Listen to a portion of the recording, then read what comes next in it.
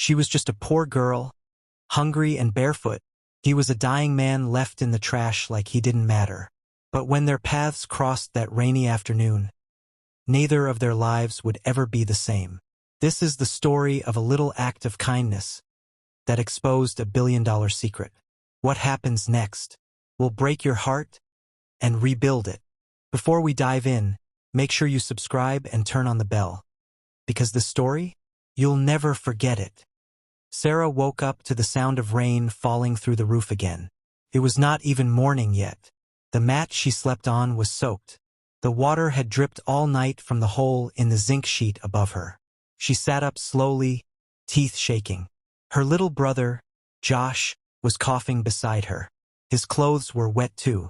There was no blanket, no pillow, just a mat and 2 stones they used as pillows. The room was dark, not because there was no light, but because there was no window. Just one small candle that had melted down 2 nights ago. She looked at the corner where a plastic bowl was catching rainwater.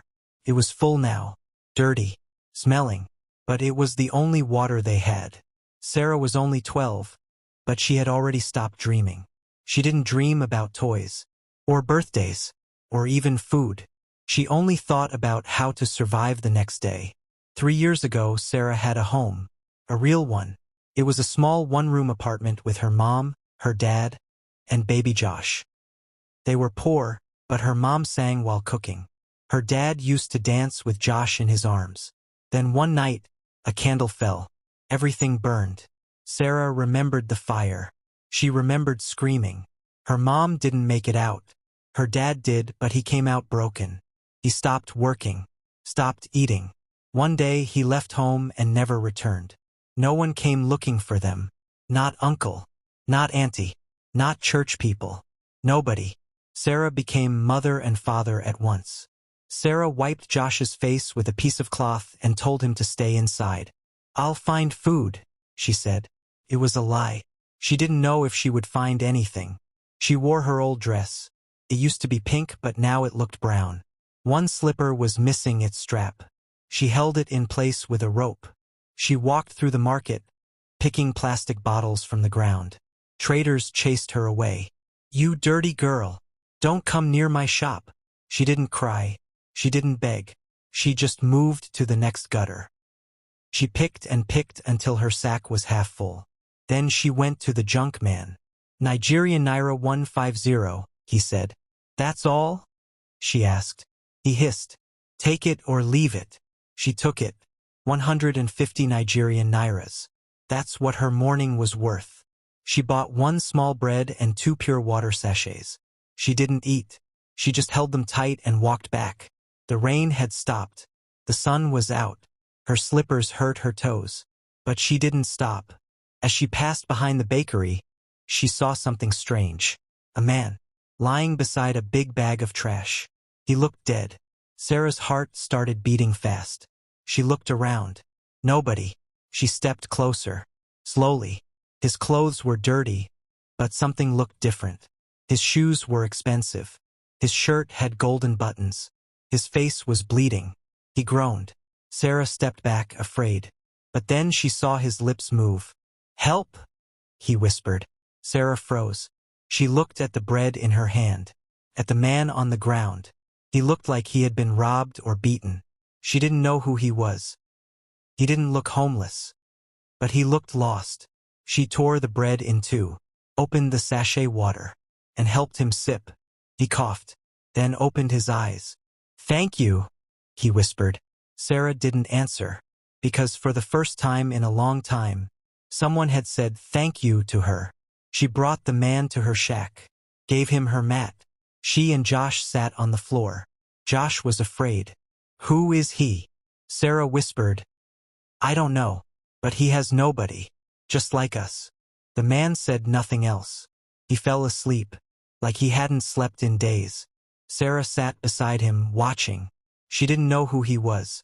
She didn't know what was coming. But something in her heart said, nothing will ever be the same again. Sarah didn't sleep much that night. The rain had started again, and the old shack shook with the wind. Josh cried in his sleep, and the strange man she brought home kept groaning like he was in pain. She sat between them, cold and tired, trying to stay awake in case anything happened. When the sky finally turned gray with morning, she stood up slowly and stretched her arms. Her legs were sore. Her eyes hurt, but she had no choice. She had to get food. Again. There was nothing in the shack. No Gary. No sugar. No leftover bread. She touched her stomach. It growled. She touched Josh's head. It was warm. He had a fever. The man on the mat opened his eyes. Where am I? Sarah turned to him. You're safe. This is where I live. He looked around. His mouth opened but no words came out. He sat up slowly, wincing in pain. You shouldn't move too much, Sarah said. You're still weak. He looked at her again. You helped me. She nodded once. I'll be back soon. Then she stepped outside. The sky was still wet. The road was muddy. Sarah dragged her sack through the back streets. Her feet slipped once. She landed hard on her knees, but she didn't cry. Not even a sound. She walked to the main road and stood by the traffic, cleaning windows. Some drivers shouted at her. Some waved her away. But one man opened his window and threw out his drink can. Here, he said. You look like trash anyway. The can hit her chest. People laughed. She picked it up, put it in her sack and moved on. Later, Sarah reached the junk man. Nigerian Naira 200 today, he said without smiling. She took it and started walking back. But then she heard a whistle. Hey, window girl, a voice said. She turned. 3 boys stood under the bridge. Street boys, older than her. One of them had a deep scar on his face. Another had a long stick in his hand. Sarah tried to walk away, but they followed. What's in your sack? One asked. Nothing, she said. We saw you with a man yesterday, said the one with the scar. Who is he? Sarah's chest tightened. She didn't answer. Is he rich? You hiding something? She shook her head. They moved closer. Then a voice shouted from across the street. Leave her alone. It was the junk man. The boys backed away slowly. Watch your back, girl, the scar-faced one said. Sarah ran all the way home. Back at home, Josh was lying down. The man was awake, sitting up against the wall. You okay? He asked. Sarah nodded, breathing hard. She gave Josh the pure water she bought and tore a small piece of bread for him. She didn't eat. The man watched her quietly. You take care of him, like a mother. Sarah looked down. Because there's no one else. Then she added, almost whispering, I don't even know my last name anymore. The man said nothing for a long time. Then he asked, What's your name? Sarah. He smiled. That's a strong name. Sarah didn't smile back. Do you remember your name now? She asked. He looked away. No, nothing. She sighed. He turned to her. Why did you help me? Sarah looked him straight in the eye. Because nobody helped me when I needed it. In another part of the city, in a big house with glass windows and white floors, a woman threw a phone across the room. He's still not found? She yelled at the guard. No, madam. Her name was Grace. She wore gold earrings and had a sharp voice. She looked at the picture of the missing man on the TV screen. Her uncle. If anyone finds him, before I do. She didn't finish the sentence, because her eyes were already full of hate. It had been 4 days since Sarah found the strange man near the trash. He still didn't know his name. He barely remembered anything. But he was getting stronger. He could walk now, though slowly. He sat outside the shack sometimes, looking at the sky like he was searching for something. Sarah still didn't ask questions. She gave him space, just like she gave the world. That morning, Sarah left Josh sleeping and headed out early. She didn't know someone had been watching her. As Sarah picked bottles along the back fence of the market, she heard a noise, a soft shuffle, a cough. She spun around. A boy stood behind her, older than her, maybe 14. He wore a dirty blue shirt, torn jeans, and a fake gold chain. His hair was low, his lips dry, but his eyes were sharp. Too sharp. You always pick bottles here? He asked. Sarah stared at him. Didn't answer. He smiled. Relax. I'm Daniel. I live near the garages. She stayed quiet. Then he held out a biscuit. I saw you yesterday. You gave that old man bread. You're kind. Her stomach turned. He saw. She took the biscuit slowly. Don't worry, he said. I'm not like the other street boys. The rain started again. Daniel walked beside her as she headed home. You don't talk much, do you? He said. Sarah shrugged. He looked serious. People like you. The world forgets you fast. She stopped, looked at him. What do you want? He raised his hands. Nothing. Just, you look tired. Sarah brought Daniel near her shack. He stood by the door and peeked in. Wow, he said. You live here. She nodded. Who's that man? I don't know, she replied. Daniel squinted. He looks important. Please don't tell anyone. Daniel smiled slowly. I won't. I promise. But something about that smile made Sarah's chest feel tight. That night, Sarah only had one cup of Gary to share. Josh was crying from hunger. The man said he wasn't hungry, even though his hands shook. Daniel offered to help with firewood, then stayed too long. Sarah felt uneasy. Do you live with your family? She asked. He laughed bitterly. Family? They dumped me at the age of 10. I've been on my own since then. She looked at him differently now. Maybe he understood. Maybe. What Sarah didn't know was, when she went outside to fetch water, Daniel looked around the shack carefully. His eyes scanned the man's clothes, his face. His watch, even though scratched, had a gold stamp. Daniel had seen something like it before. On a billboard. He leaned closer, pulled a small phone from his pocket, took a picture quietly, then slid it back. He smiled to himself. He knew who the man was now, and he also knew people would pay a lot of money to find him. In the mansion across town, Grace was on a video call. No leads? She barked. The private detective shook his head. But we have someone scanning local streets. Grace leaned forward. If anyone finds him before me, I lose everything. So listen carefully. Her voice dropped into a whisper. If you find him, and he's still alive, end it. It happened on a Thursday. The sky was quiet. No rain, no sun, just gray. Sarah had gone to fetch water from the community tap. Josh was sleeping. The man, who still couldn't remember his name, was sitting outside on a stool. He had become stronger. Sometimes he helped sweep the yard. He told Sarah he had dreams now, of fancy buildings and men in suits. But every time he tried to remember, he held his head in pain.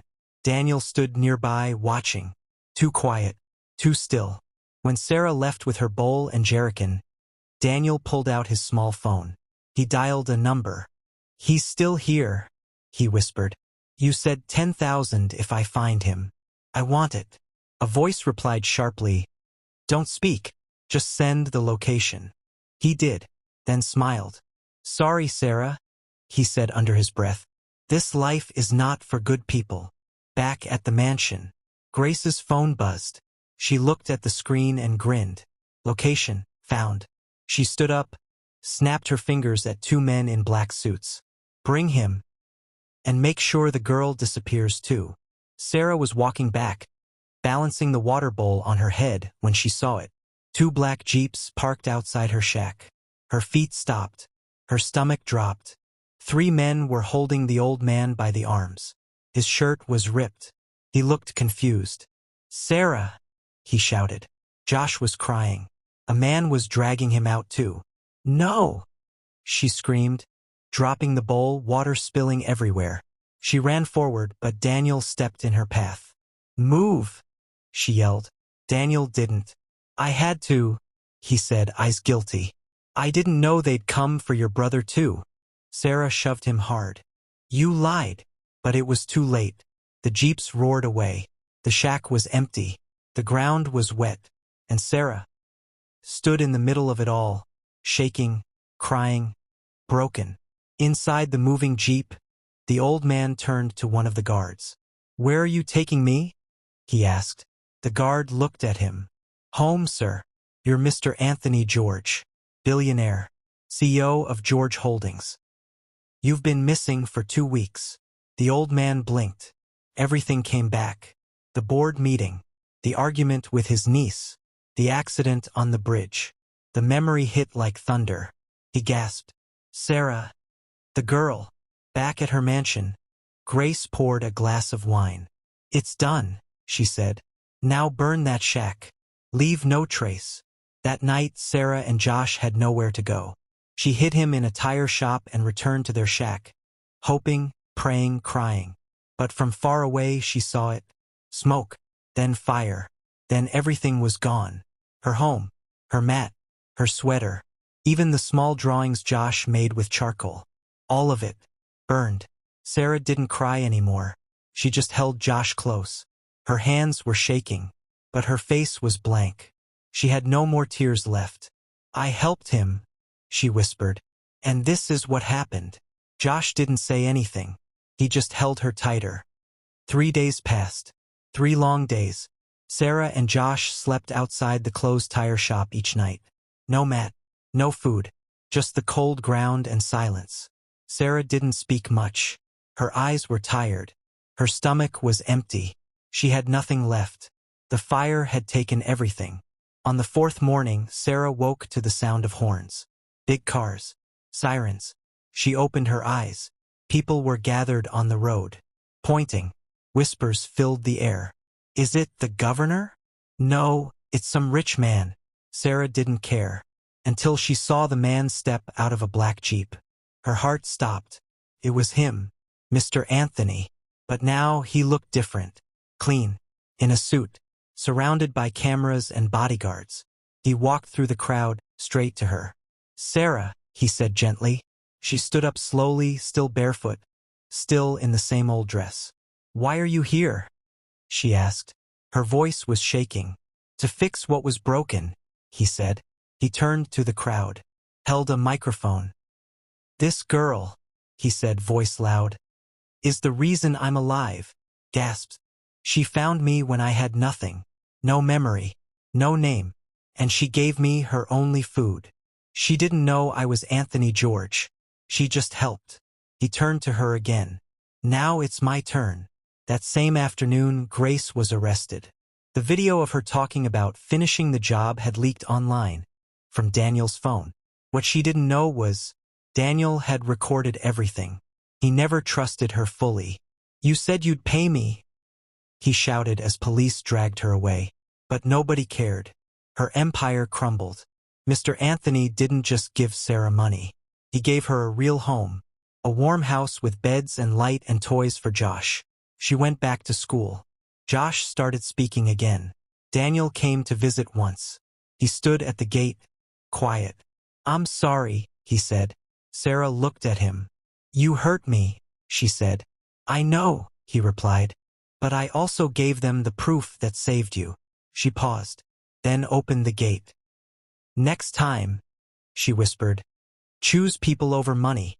He nodded. Months later, Mr. Anthony called a press conference. This is my new partner, he said. Everyone turned. Sarah stepped forward. In clean clothes, hair braided, shoulders high. Her name is Sarah. She'll be in charge of our new program, Homes for Street Kids. Cameras flashed. Reporters asked questions.